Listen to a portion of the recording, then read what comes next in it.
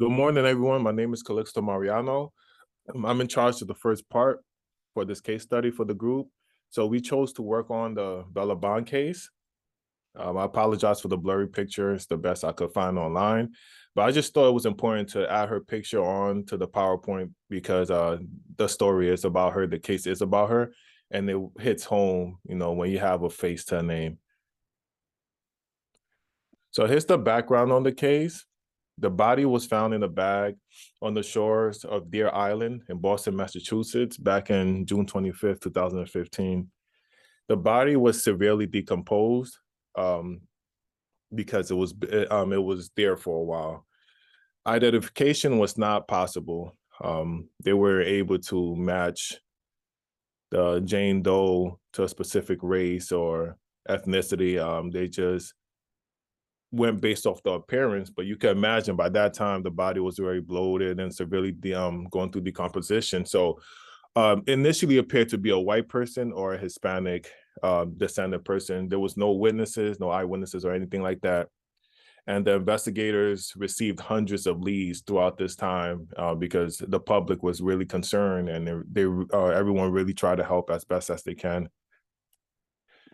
So quick conclusion, just fast forwarding the case a little bit, I do recommend there's YouTube videos, there's all types of information on this case online if you do have more questions. But neighbors were able to identify baby Joe as Bella Bond. So the story goes, one of the neighbors of Bella Bond, they saw the pictures and the images and the recreation sketch and noticed, remember seeing the baby that looked like that coming from the neighbor's house.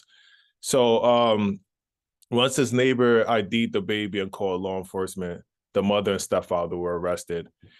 Examinations concluded that Bella Bond was murdered by her parents and stored in a freezer before ultimately being disposed. So this is all estimates because nobody knows for sure because there was never no confession or anything. But yeah, it was assumed that the baby was stored in a freezer and then disposed of later on.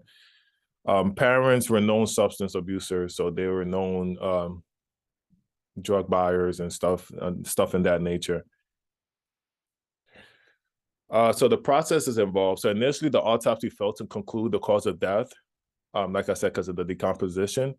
Examiners tried to test for different toxins, drugs, or alcohol, and the results all came back inconclusive. Like I said, nobody really knew what happened. This was a shock to the public to find a child this young, disposed of in that area. So there was no leads nor anything before the neighbor pretty much alerting the law enforcement that they knew who potentially this child was. Bella Bond's clothes was collected, and forensic analysis, they used that for forensic analysis. The National Center for Missing and Exploited Children digitally reconstructed Bella's face in 2015, and ultimately this is what helped solve the case. Forensic evaluations, samples from Bella's hair and teeth were examined and compared to other missing persons in the area for a possible match. Mitochondrial DNA from the bones of the child was developed and compared to her relatives. Authorities also conducted forensic paleontology as well as isotope examination of the water found in the scene. And results showed that Bella did in fact spend time in the local area. Specifically, it was an urban, large populated area, so it was assumed that she did spend time in Boston within the days to upcoming weeks before her tragic death.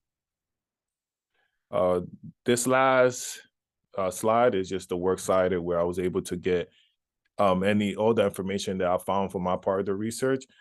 This case is extremely interesting. I do recommend looking it up or searching the videos up on YouTube. It's not one of those boring cases. It's a case that relates to what we're studying in this major and everything. So once again, thank you for your time. And if you have any questions, you can email us. Thank you.